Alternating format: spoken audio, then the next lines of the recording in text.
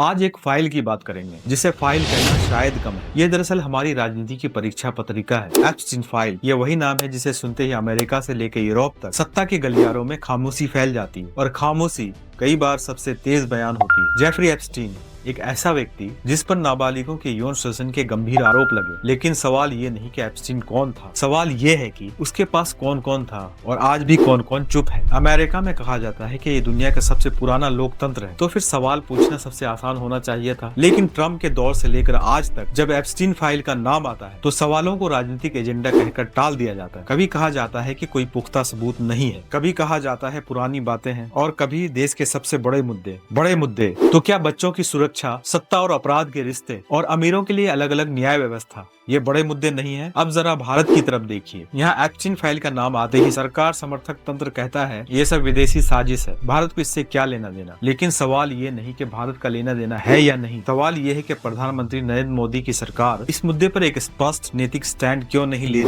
दूसरा है एप्स्टाइन फाइल्स।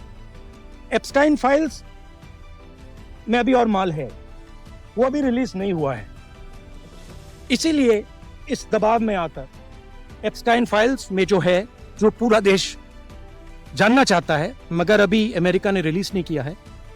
और दूसरा जो अदानी जी पर केस है, जो एक्चुअली मोदी जी पर केस है, क्योंकि वो बीजेपी का फाइनेंशियल स्ट्रक्चर है, मोदी जी का फाइनेंशियल स्ट्रक्चर है, तो ये दो प्रेशर पॉइंट्स हैं।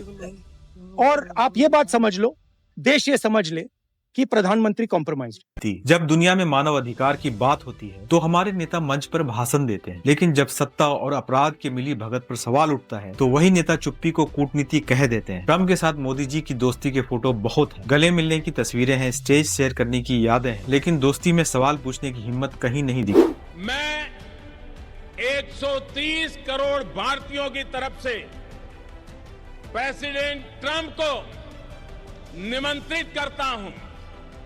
Friends, I present to you my friend, India's friend, the President of the United States of America, Mr. Donald Trump.